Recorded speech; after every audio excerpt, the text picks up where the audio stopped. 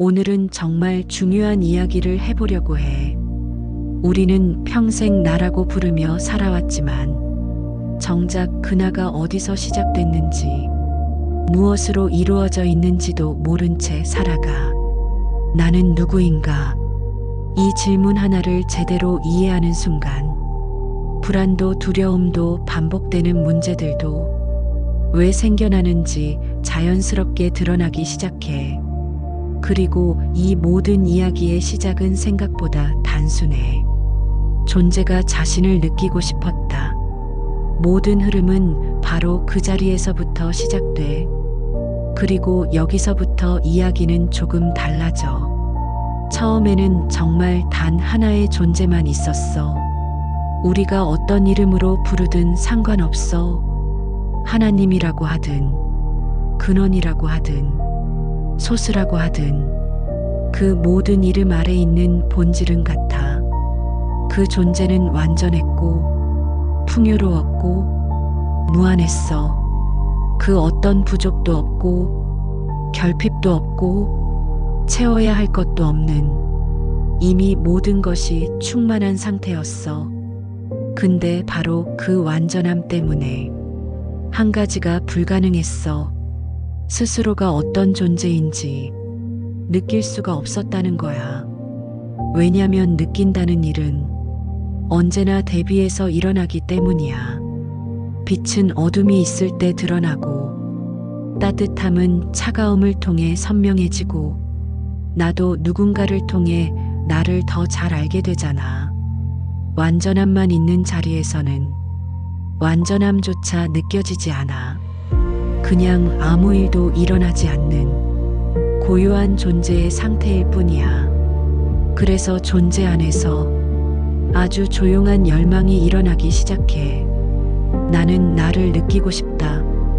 나는 내가 어떤 존재인지 알고 싶다. 그리고 그 한 줄기 열망이 현실을 여는 첫문이 돼. 그 순간 우리가 첫 번째 나라고 부르는 감각, I am, 나는 존재한다. 이 자각이 태어난 거야. 이게 의식의 시작이자 모든 경험의 시작점이야.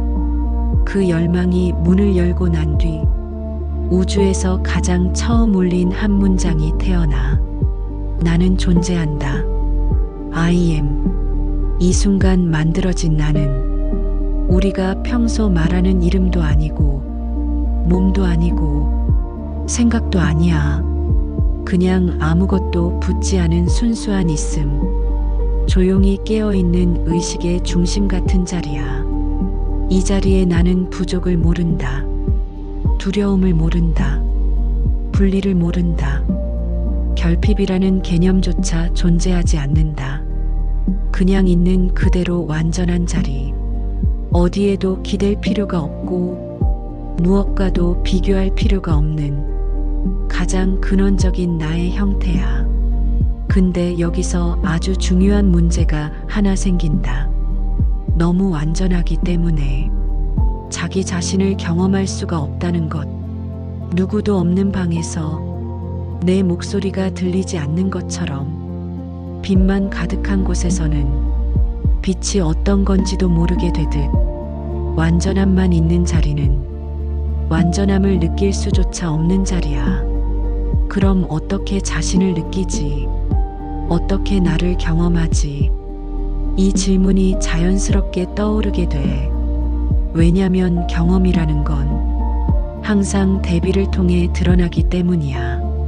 어둠이 있어야 빛이 드러나고, 침묵이 있어야 소리가 선명해지고, 차가움이 있어야 따뜻함을 알 수 있듯이, 존재도 자기 자신을 느끼려면 반대편이 필요했던 거야. 그래서 존재는 아주 정교한 장치를 하나 만든다. 나를 깊이 경험하게 해줄 또 하나의 관점. 즉, 나가 아닌 나, I am이 아닌 또 다른 방향의 의식. 우리는 그 구조를 에고라고 부르지.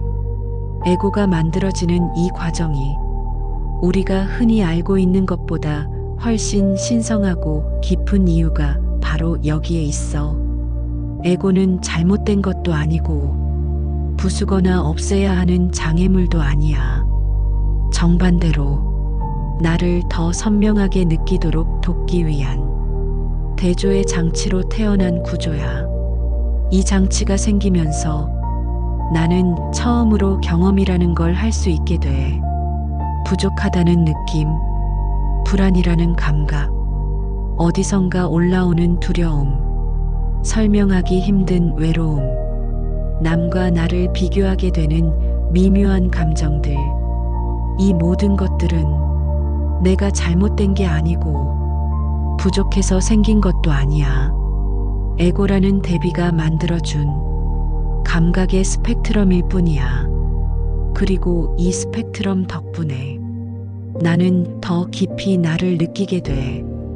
왜냐면 감정이 나를 흔드는 순간마다 나는 지금 어디에 서 있는지, 본래 자리인 IM에서 얼마나 비켜나 있는지 선명하게 알 수 있기 때문이야.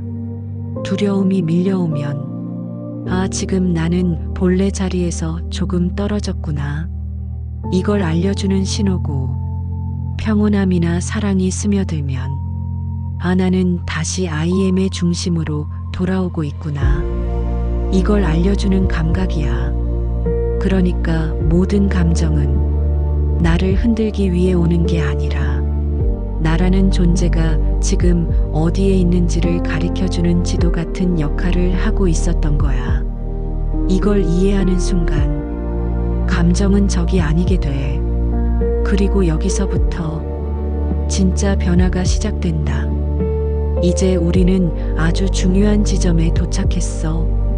두려움에 대한 이야기를 해야 할 때야. 우리는 평생 두려움을 문제라고 배워왔지. 두려움은 극복해야 하고, 없애야 하고, 견뎌야 하는 무거운 감정이라고 생각했어. 하지만 진실은 완전히 달라. 두려움은 너를 공격하려고 온 게 아니야. 두려움은 이렇게 말하고 있는 거야. 너 지금 나 아닌 나의 자리, 에고의 위치에 서 있다. 본래 자리 IM으로 돌아와라. 두려움은 존재의 경고음이 아니야. 존재가 너를 부르는 콜이야. 너의 중심으로 돌아오라는 정확하고 섬세한 신호야. 예를 들어볼게. 돈이 부족하다는 두려움이 올라올 때 두려움은 이렇게 말하고 있어. 너는 지금 풍요에 대한 믿음을 잃었다. 사랑이 사라졌다고 느껴질 때 두려움은 조용히 알려주고 있어. 너는 지금 분리를 믿고 있다. 실패가 두려울 때 그 두려움은 이렇게 속삭이고 있어. 너는 본래 충분함이라는 사실을 잊었다. 이 모든 두려움의 메시지는 결국 하나야. 진짜 너는 이게 아니다. 지금 내가 보고 있는 장면은 너의 본래 자리가 아니다. 돌아와라. IM으로 돌아와라. 두려움이 찾아오면 우리는 흔히 이렇게 말하지. 아, 나 망했나? 아, 큰일 났나? 왜 이런 감정이 또 오지? 그런데 두려움은 내가 실패해서 오는 감정이 아니야. 내가 부족해서 오는 감정도 아니야. 두려움은 너의 중심에서 조금 벗어났다는 것을 알려주는 매우 정교한 안내 시스템이야. 두려움은 항상 이렇게 작동해. 너는 분리가 아니다. 너는 부족이 아니다. 너는 실패가 아니다. 너는 본래의 자리를 잊었을 뿐이다. 두려움은 문제의 증거가 아니라 너의 본질을 잊어버렸다는 신호야. 그래서 두려움은 없애야 하는 것이 아니라 읽어야 하는 거야. 두려움은 언제나 방향을 알려줘. 너의 자리가 어디인지, 너의 중심이 어디인지, 너의 본래가 어디인지. 두려움은 너의 적이 아니야. 두려움은 내 안에서 가장 먼저 깨어있는 안내자야. 내가 어디에 서 있는지를 한치의 오차도 없이 알려주는 너의 첫 번째 내비게이션이야. 두려움을 느끼는 순간 이렇게 말해봐. 아, 지금 내가 어디에 서 있는지 알려주는구나. 나는 돌아가야 할 자리가 있구나. 두려움을 읽는 순간 두려움은 사라지기 시작해. 왜냐면 두려움은 너를 멈추게 하려 온 감정이 아니라 너를 본래 자리로 이동시키기 위해 온 감정이기 때문이야. 이제 두려움의 진짜 의미를 이해했으니 자연스럽게 다음 질문이 떠오르게 돼. 그렇다면 사랑은 무엇일까? 우리는 사랑을 누군가를 좋아하는 감정, 관계 속에서 느끼는 설렘, 혹은 따뜻한 감정이라고 생각해 왔어. 하지만 그것은 사랑의 겉면일 뿐이야. 사랑의 본질은 감정이 아니야. 사랑은 존재 레벨에서 일어나는 현상. 즉, 나는 누구인가? 이 질문에 대한 가장 직접적인 체험이야. 사랑을 느끼는 순간, 너는 이미 I am의 자리에 들어와 있어. 본래 자리, 진짜 나, 흔들리지 않는 중심. 사랑이 올라오면 너는 이렇게 느끼지. 이상하게 숨이 편안해지고, 몸이 풀리고, 따뜻함이 스며들고, 설명할 수 없는 안정감이 찾아오고, 이대로 충분하다. 그냥 괜찮다. 이런 감각이 자연스럽게 올라오지. 이 모든 감각은 감정처럼 보이지만 사실은 감정이 아니야. 이것은 존재가 스스로를 느끼는 방식이야. 두려움은 내가 본래 자리에서 벗어났다는 신호였다면, 사랑은 내가 본래 자리로 돌아왔다는 증거야. 사랑을 느끼는 순간 분리가 사라져. 누구와도 단절되지 않은 하나됨의 감각이 다시 깨어나. 비교가 사라지고 경쟁이 흐려지고 억지로 나를 꾸밀 필요가 없어져. 왜냐면 그 순간 너는 이미 너 자신을 그대로 느끼고 있기 때문이야. 그러니까 사랑은 누군가에게서 얻어야 하는 감정이 아니야. 사랑은 본래의 나가 드러난 상태, 존재가 자기 자신을 기억하는 순간이야. 그래서 사람들은 이렇게 말해. 사랑은 치유를 가져온다. 사랑은 기적을 만든다. 사랑은 모든 것을 회복시킨다. 그 이유는 단순해. 사랑은 외부에서 들어오는 에너지가 아니라 본래의 나가 깨어난 상태이기 때문이야. 사랑은 노력해서 만들어내는 감정이 아니야. 사랑은 조건을 충족할 때 생기는 감정도 아니야. 사랑은 원래부터 너 안에 있는 자리야. 너는 본래 사랑이고, 사랑은 본래 너야. 그래서 사랑을 느끼는 순간, 너는 이렇게 속삭이게 돼. 아, 내가 돌아왔구나. 내가 원래 있던 자리에 왔구나. 사랑은 감정이 아니라 너의 상태야. 너의 본질이야. 너의 고향이야. 사랑을 느낄 때마다 너는 너 자신을 기억하고 있는 거야. 그 순간 너는 더 이상 헤매지 않아. 흔들리지 않아. 분리되지 않아. 왜냐면 본래의 나를 직접 체감하고 있기 때문이야. 이것이 사랑의 구조야. 사랑은 감정이 아니라 존재의 진짜 모습이 드러난 순간이다. 이제 여기까지 이야기를 따라온 너에게 가장 근본적인 질문 하나가 다시 떠오를 거야. 그럼 나는 누구인가? 나는 무엇인가? 나는 어디서 시작된 존재인가? 이 질문을 제대로 보기 시작하면 지금까지 나라고 믿어왔던 모든 것이 하나씩 벗겨지기 시작해. 우리는 평생 몸을 나라고 믿었고, 생각을 나라고 믿었고, 감정을 나라고 믿었어. 하지만 이 모든 건 나에게 일어나는 현상이지, 나의 정체가 아니야. 그럼 나는 무엇인가? 지금까지의 흐름을 하나로 모으면 나는이라는 존재의식은 이렇게 드러나기 시작해. 첫 번째, 나는은 존재가 자기 자신을 느끼기 위해 만든 첫 번째 자각이야. 모든 의식의 출발점, 모든 현실의 중심이 되는 자리. 두 번째, 나는은 본래 사랑 충만 풍요 하나됨의 자리야. 부족이라는 개념이 없고 비어있는 곳이 없고 이미 완전한 상태에서 시작된 존재. 세 번째, 나는은 현실을 선언하는 중심이야. 나는 이렇게 말하는 순간 그 말이 실제 현실의 방향을 열기 시작해. 나는 부족하다라고 믿으면 부족이 흐르고 나는 충분하다라고 느끼면 풍요가 흐르는 자리. 현실은 언제나 나는에서 시작돼. 네 번째, 나는은 에고를 통해 자기 자신을 더 깊이 알게 돼. 에고는 나 아닌 나, 반대편 스펙트럼, 그 대비가 있기에 나는은 더 선명해져.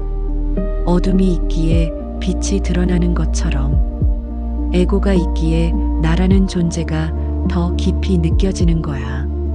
다섯 번째, 나는은 스펙트럼의 중심점이고 에고는 단지 좌표일 뿐이야. 에고는 너를 규정하지 않아. 너의 본질을 결정하지도 않아. 너의 정체는 언제나 나는이라는 중심에 있어.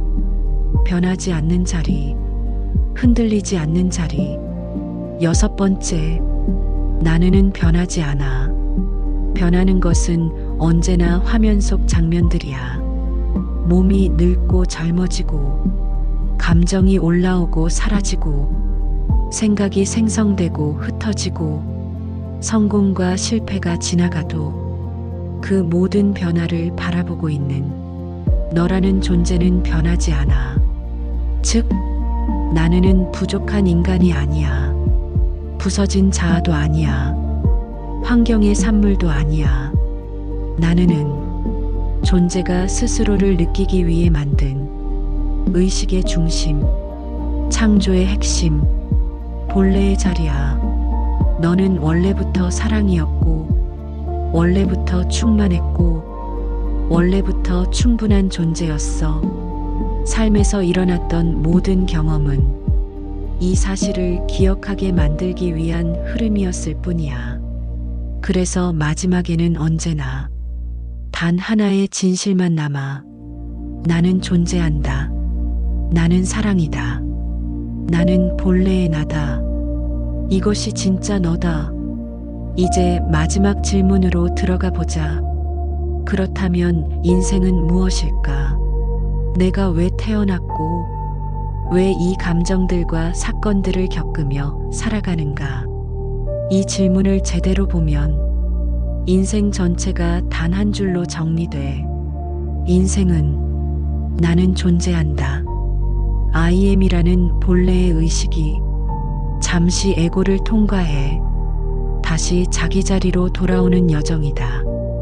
너는 태어난 순간 I am이라는 완전한 자리에서 흘러나와 몸이라는 옷을 입고 생각이라는 구조를 지나 감정이라는 파도를 건너게 돼.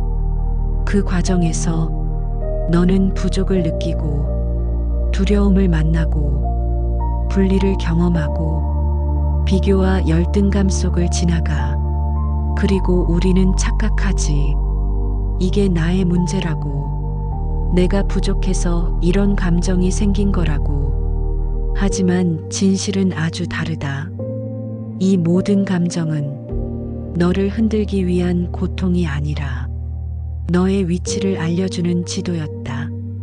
너는 지금 본래 자리에서 조금 벗어났다. 이걸 알려주는 신호였을 뿐이다. 그래서 인생을 걸어가는 동안 사람은 두 가지를 배우게 돼. 첫 번째, 두려움은 문제의 신호가 아니라 자리 이동의 신호라는 것.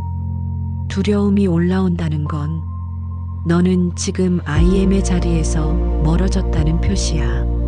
너는 부족이 아니다. 너는 분리가 아니다. 너는 실패가 아니다. 이걸 알려주려고 두려움은 움직여. 두 번째, 사랑은 감정이 아니라 본래 자리의 감각이라는 것. 사랑이 느껴지는 순간, 너는 이미 중심에 돌아와 있어.